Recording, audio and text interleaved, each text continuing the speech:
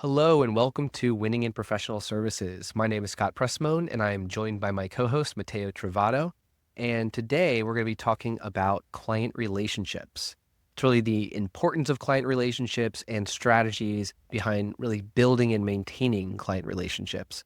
So this topic I think is really important because in professional services, some of your clients can be quite important to the maintaining the growth of your company. You don't want to have a high churn rate. You want to make sure you're holding on to your clients and you're aware of them and what's going on in their lives and in their business so that you can really make sure that you have a partnership with them.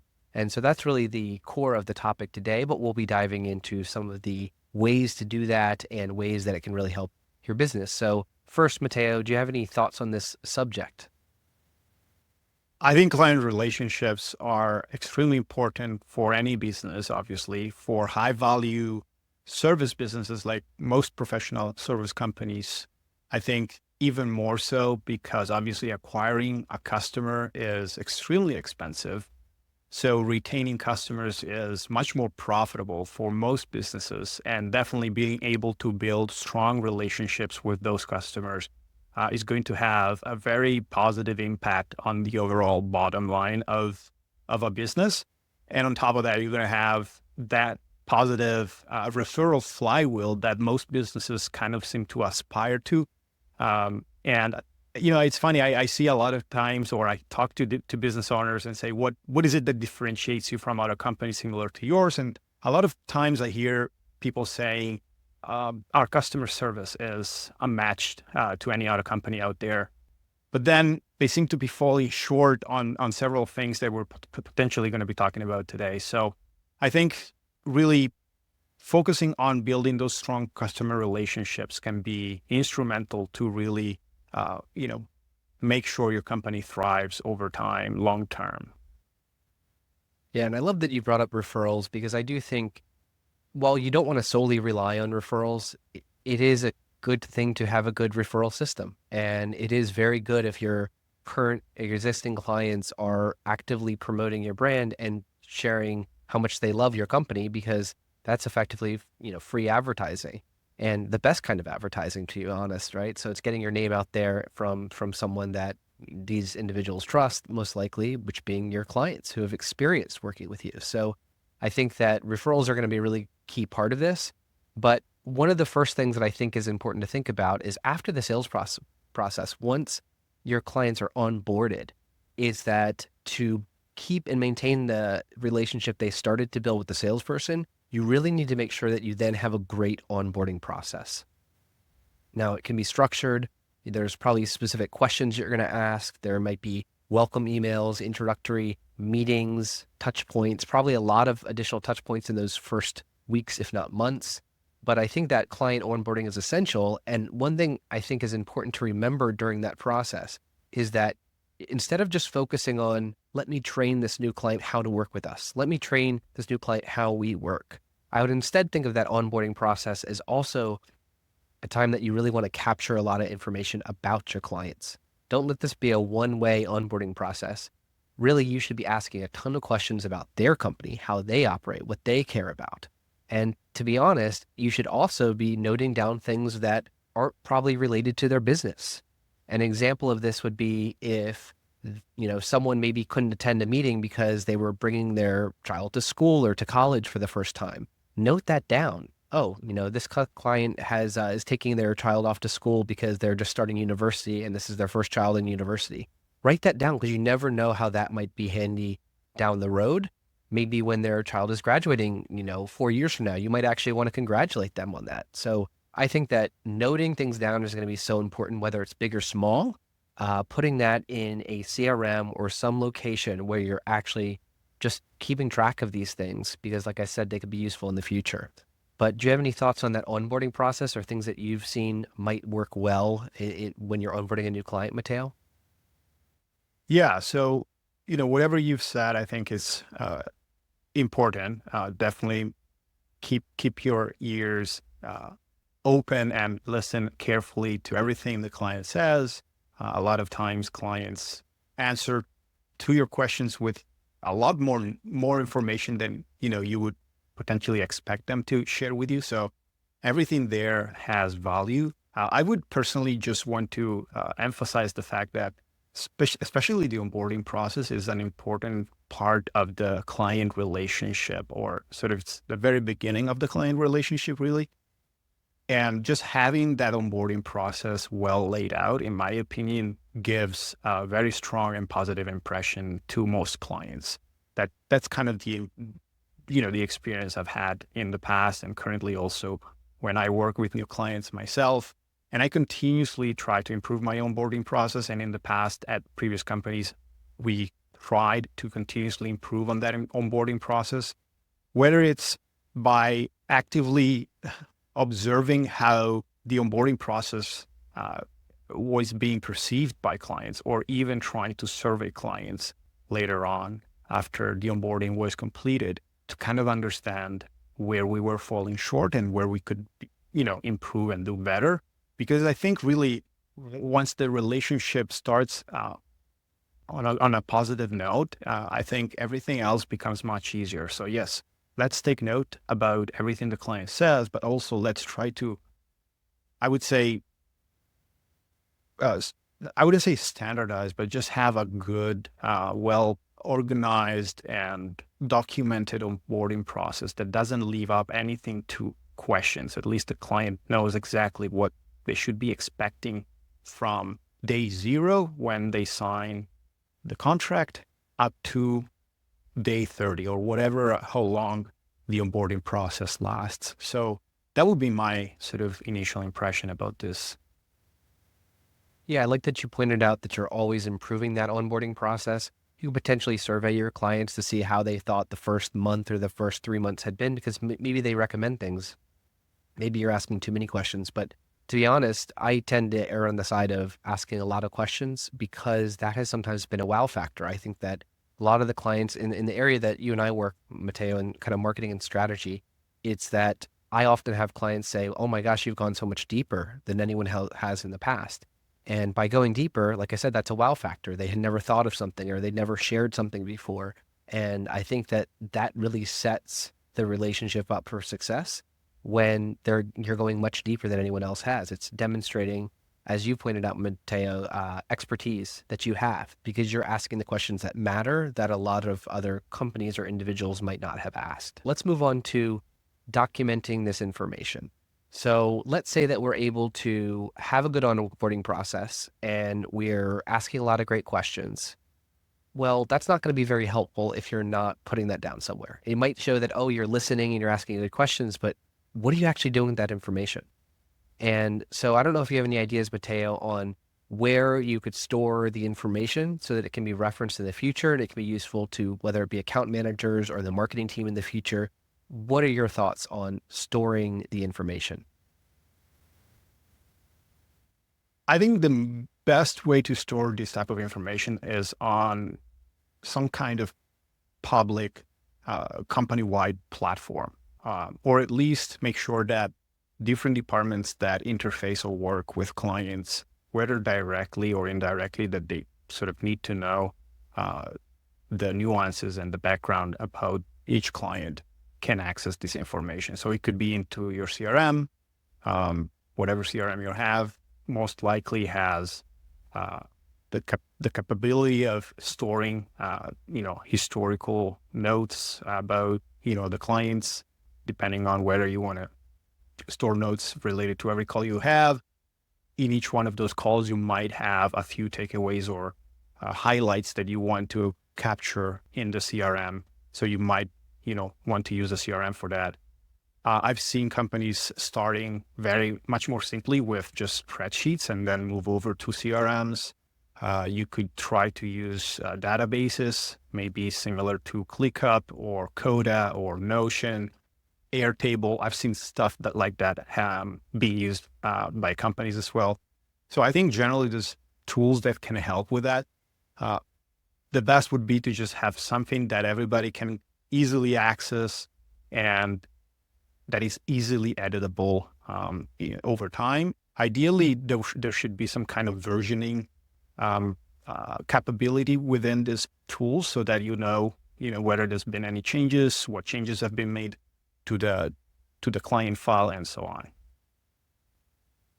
Yeah, great point. I think it needs to be where people are living though, right? So if let's say that you're using some sort of a ticketing tool, Zendesk or something like that, and then something is over in a spreadsheet where no one's really touching it, that's not very good, right? But if you actually have something that's linking between the two, or something that is integrating these platforms together to where when you're entering a ticket or when your team is entering a ticket, they can quickly reference and say, oh, note, this person cares about this, or note, this person only likes to be communicated in this way. You can actually, you just want it to be somewhere that's front and center, where it's, to your point, also being edited, modified, has revision history, things like this, but really that it's always there because you don't want it to, again, be living in a file cabinet somewhere where it's not getting used. Now, the other point is we talked about the onboarding process, but I think it's easy to have a good onboarding process sometimes and then to wait until the client asks for help to give them help, or wait for clients to ask for a touch point or a meeting of some sort to then have that touch point or a meeting. So another recommendation I think we have here is to make sure you have scheduled touch points. And I think an easy way to do that would be maybe it's every 3 months, maybe it's every 6 months, maybe it's every year, but based on, let's say, their anniversary when they joined you and they started working with you, then you say, well, 6 months from now or a year from now or whatever, we're going to have another meeting just to check on the relationship and make sure that the client is doing well. And maybe that's an account manager that's doing that. Maybe that's some sort of a strategic planner that's working on some plans for that client is doing that. But take that proactive approach. If they don't take you up on it or they avoid it, that could be a problem. But it could also be foreshadowing that you don't have a very close relationship. So I would definitely encourage to always make sure that you're starting out on a very collaborative foot, and then you're making sure you're maintaining that relationship on an ongoing basis. Just like a new onboarding of every year, right? You want to make sure that you're staying close. Any thoughts on that, Matteo? Yeah, I think one thought that comes to mind is most likely, depending whether you are a key account manager or simply the point of contact of your client, it could happen that you have more than one contact inside of your client's company. So it would probably be worth creating some type of I would call it relationship map, but I don't know if that's actually the right term. But just know exactly who all the relevant stakeholders within the company of your clients are, and identify the decision makers, the people that have influence within the company, and just make sure that all those things are very clear. And then, like you, Scott, were saying, have regular touch points. In my opinion, and generally what I've noticed work really well with my clients and in the past with the clients I was handling at previous companies, is to always include clear next steps in all the interactions that we have. So if every month we talk to each other or we have a sort of an update call, we always sort of look ahead at the next month call or whatever next touch point we are planning on having together. I think that always keeps kind of the momentum going. And also clients are aware that, we're not just going to disappear in the darkness for the next 30 days. There's always going to be some type of activity going in the background, whether that's through, via email or other types of, mediums. Right. When you mentioned the map of the client organization and maybe knowing the points of contact, maybe who the decision makers are, that does remind me of trying to push to get multiple people involved. Because I think something that can happen is if you, let's say, have an owner and then you have someone who is your point of contact, which maybe isn't quite a decision maker, then what can happen is you might have a good relationship with the non-decision maker in that organization, but the owner might be getting frustrated about something that you don't know about. And so while I know that different people in the organization may be more or less proactive or may be raising their hand more or less, I'd still encourage that, let's say on an annual basis, you're really pushing to make sure that all the people are in the room, because that's when you can really identify there might be issues that you just weren't aware of because of maybe a miscommunication. Maybe that middle person is a good person, but they aren't actually good at sharing some information, or they're restraining some frustration that their owner is having, and they're not passing that information along to you because they don't want to hurt your feelings or something like this. And that's where I say, sunlight is the best disinfectant. You want to make sure get everything out in the open and make sure that you actually are pulling all those people in so you can have the real conversations. So again, if it's done on an annual basis, that's something that probably everyone can manage to come up with 30 minutes once a year to make sure they can get in the room and you can have some back and forth. Now, to pivot a little bit into a slightly different topic around this, but let's say that you are having these touch points, and let's say you have a great onboarding process in place and you're just maintaining the relationship. Is there a way that you can actually wow your clients, really stand apart? And I would think that if you have a relatively high value service, it might be worth even setting a little bit of money aside for things like gifting, whether that be for client anniversary dates or that be for holidays or that be something like even just cards that you want to send to your clients. But if you don't have thousands and thousands of clients, then you could get pretty thoughtful with the occasional gift just to make sure that you're demonstrating that you care and you know a bit about them. So I know this can be a little bit tough because remember, they're your clients and they're paying you. And it's if you're getting super extravagant with gifts or something, they might be thinking, well, we must be paying you too much for you to be able to afford this gift that you're sending to me. But I do think it's small gestures sometimes. And I want to know, Matteo, have you ever seen a company give a good gift to their clients or find a good balance to how to maintain a relationship with the occasional holiday gift? Has that been something you've been exposed to? I was exposed. I actually don't have a lot of experience in this particular area, but back when I was working at a company in Switzerland as an account manager, we did gift to our clients during major holidays, or even maybe after renewing a contract, or at times, obviously, whenever private events of the client themselves happened, then yes, we would send them personalized gifts. In most cases, those gifts were either gift baskets in our case, or tickets actually sometimes to sport events or other type of events happening. Yeah, things like that. Actually, I don't really have much else experience or examples to provide here, but yeah, I'd be curious to know from you, Scott. Yeah, I do have a client that I think does a great job with this. They really have a great referral network. And so they have things like sending gift baskets. They do things like you mentioned, sporting event tickets. But I also think it's important to try not to go too hard on the swag, like showing your branded items to your clients, because that can work a little bit. Like if you're in a your tech company, you might send mouse pads or something that's somewhat functional to their team and shirts. It's something in their office that's then reminding them that you exist, or sharing your contact details so their team can call you. Like I get that, but for the most part, you always want to be thinking, if I didn't work for the company that I work for now, would I want this? Would I want this t-shirt that says something on its name, or a hat? And I think sometimes a lot of money, or keychain, I think a lot of things can add up where they're really inexpensive and you're sending those as gifts, but in reality, they're probably going into the bin. And I think that's a bit of a waste. Whereas I personally like the idea of rare gifts, or rare like items that you want to send, but with the wow factor. So a simple example would be going back to the idea of when your sales team or your account managers are talking to a client, noting things down, small little details, just like you do for a significant other. When my wife is talking about something, I might note down, oh, she really said she likes this thing. Then when Christmas or her birthday comes around, then I can get that for him, right? It's thoughtful stuff like that. So if your team is noting down, someone says something, oh, I really love Napa Valley, or I really love wine from this one place. It's like maybe once every 2 years, your team decides to send these very thoughtful gifts where it's, well, here's a gift basket with wine from Napa Valley, right? I think that could be the sort of thing that says, oh my gosh, you remembered that? And that's not something that scales super well. You're not going to send that same gift to every person, but I like the idea of empowering your team. So like I said, if you have account managers, I would maybe set aside a budget it's the wow budget. It's the wow factor budget.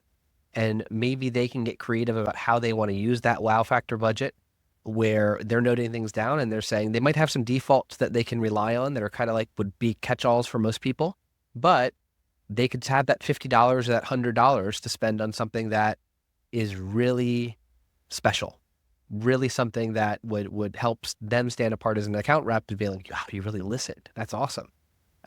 So yeah, that's just what's on my mind. I'd rather go with the wow factor than go high volume and be sending keychains 10 times a year because I honestly think a lot of those gifts can get thrown in the basket. So, or in the bin. So And it really, I mean, it really starts at the beginning of the relationship. It starts by, having some, I think even this potentially requires some kind of process within the organization or amongst the account managers or the salespeople, the business development people, just being able to capture this information. Obviously, if we have mostly digital calls or so like we're having now, it's easy to record a call and then kind of extract that information at scale very quickly. But if you have face-to-face conversations, that's where you really need to pay attention, I guess. yeah, it's a great point. But again, note things down. Note things down. You can have it on your phone and just have these things that you're always checking along because it's gonna go a long way. If you can remember those small details, it's gonna go a long way. Now, the last thing I had on here that I wanted to think about was referral programs. We've talked about them in past episodes, Mateo, but I think that if you do have a strong relationship with your clients, you are remembering their anniversaries, you are maybe occasionally giving them a gift or a holiday card or things like this. Occasionally, you might want to remind them of your referral program as well. Now, I'd say not to do this a huge extent, but if every one of my clients, I think, had a good way of thinking about this, it was that maybe it was like 5 gives for one ask. So maybe if they're giving almost monthly gifts, it's that about every 6 months, they're then including along with the gift basket hey, by the way, we have a great referral program. If there's anyone you can think of that might be a good fit, or is anything like you're a fantastic client. I'd love if you can send them our way. And so that, it's give, ask, give, ask, right? I know that's a 3 or 4 to 1, right? But something like that, we are not just asking for a lot. And you're not just saying, I'm giving you a gift so you can give me a client pack, right? I think there's a balance there because remember, it's almost like a friendship. You want to make sure that occasionally asking for something is not the end of the world. Occasionally asking your friend to pick you up at the airport is not the end of the world. But if every time you're getting on a flight, you are then saying, hey, you picked me up last time, can you pick me up this time? That's where it's getting a little, you're kind of abusing the relationship, right? And so I feel it's a little bit similar with referral programs and pointing out that. But what are your thoughts there, Mateo, about occasionally asking for a referral? Yeah, I'm totally on board with that. Obviously, there's key moments throughout the client relationship where asking for referral is at times more effective than others. Usually, it's maybe right after a major milestone has been accomplished or positive results have been achieved. That's when probably it's easier to get a client referral or at least ask for a client referral. I think in general, we talk about this as referrals. I even consider this as just positive word of mouth in general. If you're doing a good job, clients will talk good about you. You're not necessarily, they're potentially not even, referring you to other business owners. They're maybe just talking good about you and just having this consistent word of mouth happening in your local area will eventually result in, more business coming from, those kind of, positive conversations happening outside of your control, quote unquote. Yeah, it's great. I think you could have times that you're always bringing it up, but then additionally, I think it's up to your team to really be trained on this. Because imagine that you have some sort of onboarding team that's going out to a client office, and let's say that one of these new clients is wowed by something. They're just like, oh my gosh, I've never experienced this. You have this great roadmap. This has been the best experience I've ever had, right? I think that's a time to not say, hey, give me a referral, but that is a time to say, oh, we appreciate that so much. I'll let the owner know. By the way, just in case anyone that you think might be a good fit for our business, I want to make sure you get credit for it. So just to let you know, we do have a referral program, which if you do refer anyone to us that you think would have a similar situation that you're having, then we can actually give you 1 month discount or whatever on services for anyone that you refer. So I want to make sure that you get credit for that and you get the benefit from that just in case it comes off the top of your mind. So then again, it's you then just giving them and trying to, that account manager, that rep, trying to give back to them in a way, kind of planting the seed there, not pushing it, right? But then showing how they want to make sure they get the most out of it. So training your team is, I think, another good point. So that's all I really had for today. I think that as long as you are onboarding clients in a great way, you're asking them the best questions, you're demonstrating that you care about them, just like anything else. I know your clients are not necessarily your friends, but I really think as much as you can almost blur that line a little bit to where you're treating them like a friend, where you really are listening, active listening. You're paying attention when they say they like something. You're paying attention when they say they don't like something. You're putting that somewhere and you're documenting that somewhere so the whole team knows, because no client wants to experience telling 5 different people, people at your company that they don't like this or they do like that. And maybe again, on the professional relationship side of things, just sharing how they like to be emailed instead of called, right? They don't want to have to repeat that over and over again. So listening, noting it down, sharing it with the team, and just getting to know that client much better, then I think that's going to go a long way. And as we talked about before, that ends up getting your clients speaking about you. And that can lead to referrals, or it can just lead to word of mouth, which eventually finds its way back to your company. So it's kind of like giving good vibes out there is probably going to help you in the long run for sure. Is there anything else that's on your mind on this topic, Matteo, that we didn't cover? Not really. I think just being a thoughtful human being with your clients. Obviously, use a bit of a strategic approach to building those relationships, but like you said, just be a normal human being, and I think things will work out. Yeah, so with that, we'll close out this episode. But if you have any topics you'd like us to cover, please do let us know in the comments. Otherwise, the best thing you can do for us is to like, share, and subscribe to our podcast. Or if you're on YouTube, do the same on YouTube. That would go a long way for us if you got any value out of this. We'd greatly appreciate it. But with that, we will finish this episode. Thank you all so much for tuning in. And thank you, Matteo, for joining me today. Thank you.